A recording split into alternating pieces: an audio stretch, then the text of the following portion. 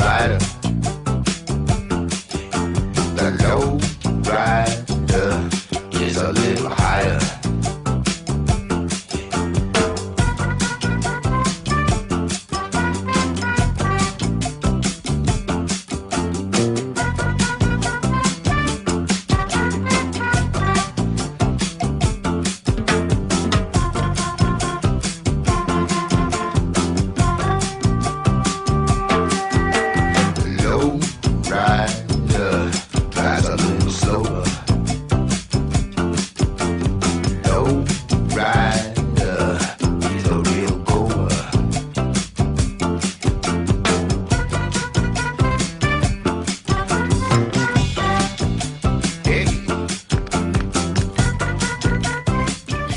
Adobe Longhorns. I'm Carmen Gonzalez, and welcome to JFD TV for Friday, February the 19th.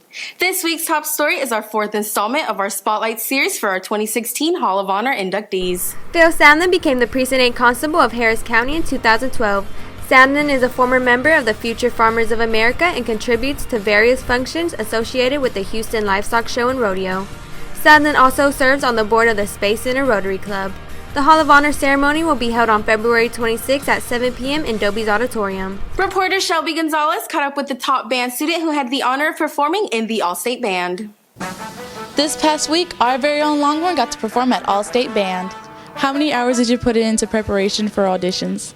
Well, when it was getting really close to it, I would say I was averaging about 15 to 20 hours per week, and even on some days I would go 5 to 8 hours just to make sure everything was as good and clean as it could be. How do you feel finally making All-State with it being your senior year? Well, obviously, of course, over the past couple of years I've tried out and I haven't been able to make it. So, just being able to say that all the hard work finally paid off my senior year really was a surreal moment to me. Don't forget to congratulate Adam on his big win. Reporting for JZ TV, I'm Shelby Gonzalez. One of our own teachers was awarded with a very special honor. Reporter Catherine Mislanka caught up with him. One of our teachers here at Dobie was honored with an award. What award were you given? Well, I was given the Volunteer of the Year Award for the district for my services rendered during the McDonald Invitational. I've been doing it for 12 years, but I didn't really think that by doing my job it was something that I deserved some particular recognition for. But at the same time, it was more than an honor to receive it. Make sure to congratulate Mr. Harris. Reporting for JFD TV, I'm Catherine Maslanka. Now with sports, here's Brooke Flores. Hey guys, I'm Brooke Flores, and your Longhorn Sports Report starts now.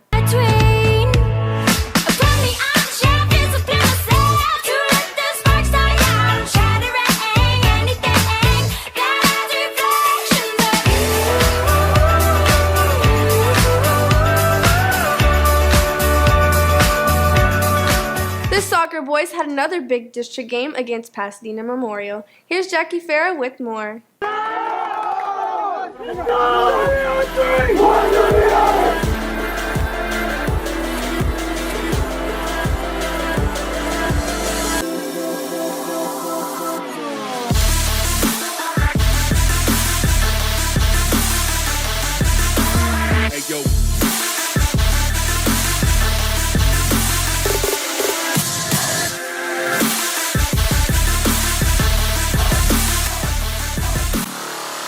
Two goals were scored right before first half ended by Josue Villalta and Jose Reyes. Memorial scored 2 goals against our Longhorns, taking the game into penalties. Unfortunately, the guys didn't manage to take home the win, but leaving us with a tie and a score of 2-2. How do you feel about tonight's game? We came out real good in the first half. One second half came out, we started off slow and they tied up. And there's always space for improvement, and we got to go back Monday and start working again. We need to work better in the defense and communication. That's a big thing that we need to work on. Come out and support the boys tonight against Manville. Reporting for JFD TV, I'm Jackie Farah. The Lady Longhorns went against the Pearland Oilers Tuesday night, but sadly were defeated. Reporter Abigail Taylor has the story. 1, 2, 3!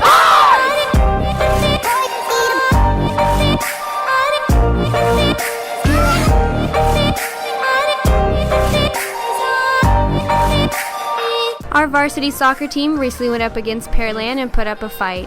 In the second half, our very own Alejandra Magana, number 20, scored the first and only goal of the night, ending with a final score of 4-1. How do you feel about tonight's loss? I feel like we needed to communicate more and possess more on the ground, and we played a really good game, but we just need to come back stronger. How can you improve for the next game? We just have to practice hard and focus more on what we really need to do, communicating and just our formation.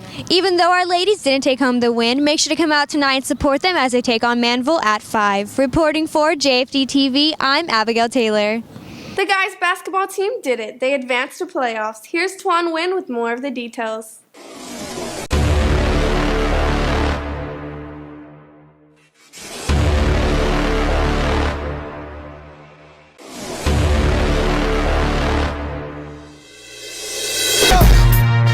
Do it again, cause I am life, so I got to win. X gon' give it to ya, he gon' give it to ya. X gon' give it to ya, he gon' give it to ya. Beating Rayburn, the varsity boys are headed to playoffs with a final score of 74-65. How does it feel like playing your last home game? Oh man, it's crazy. I've been playing varsity for 3 years, and playing with this group of guys right here, man, it means everything to me. I'm not ready to leave it, but at the same time it has to happen, so it's been a long run. There was a big fan base tonight. It made it feel like a good last home game.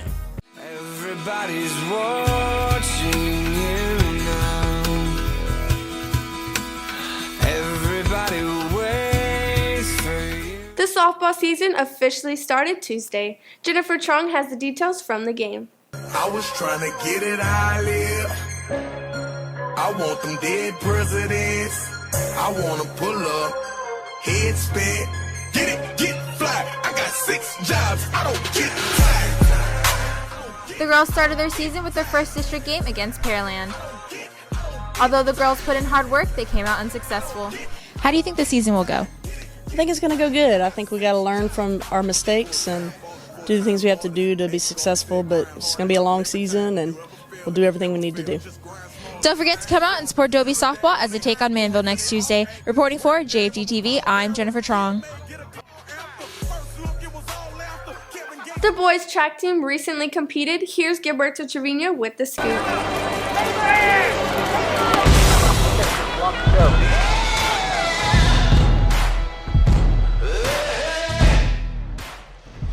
With the start of the track season, the boys worked hard, coming in third.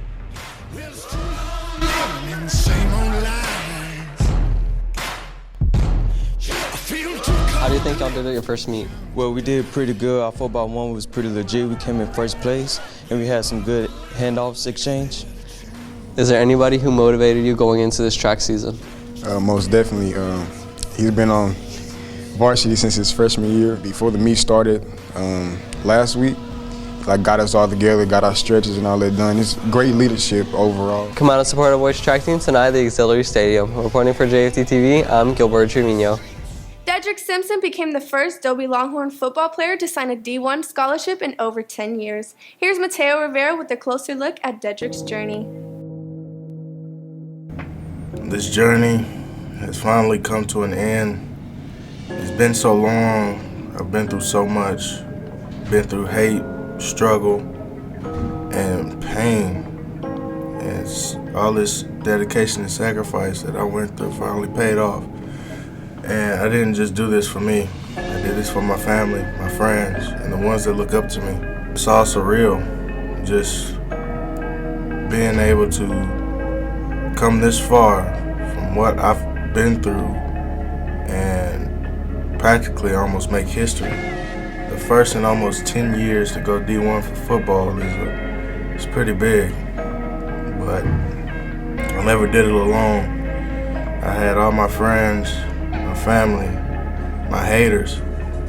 They all helped me make it to that goal in some retrospect.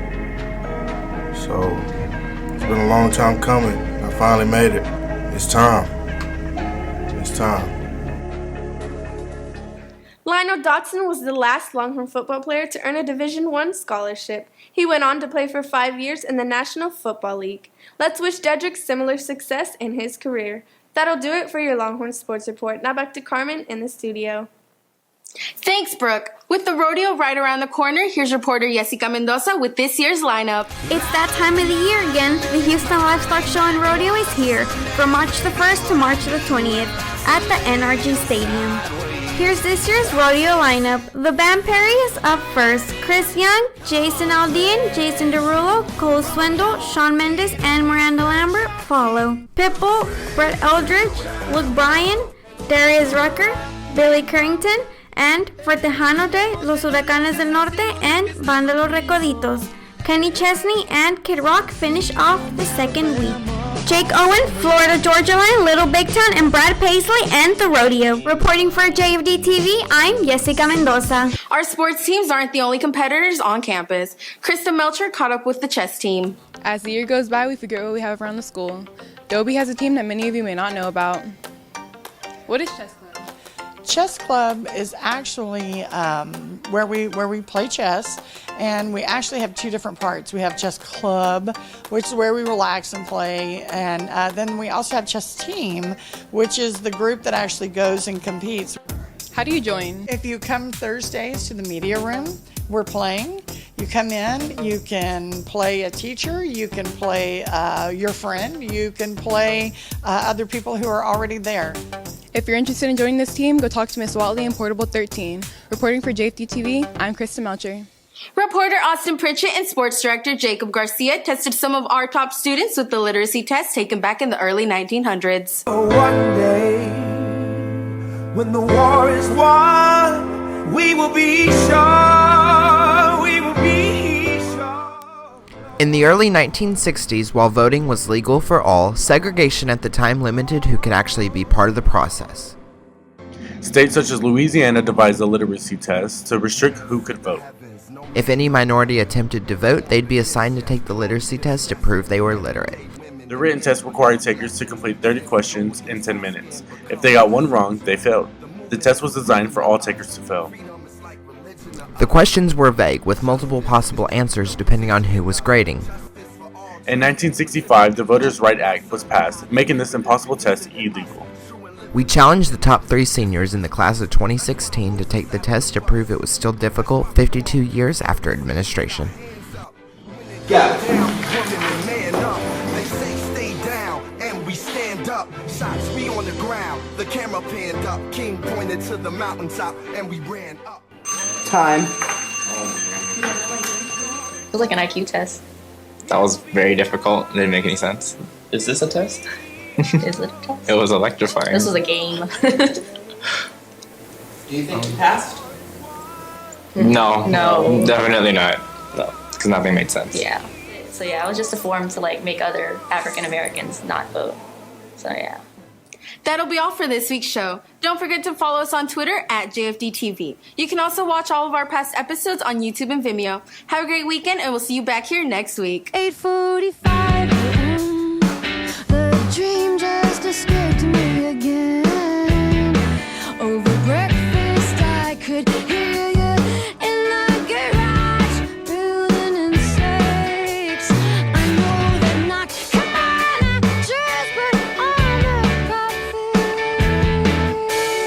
I know that knock. They wanna come inside and speak with me. At the door came the knock. The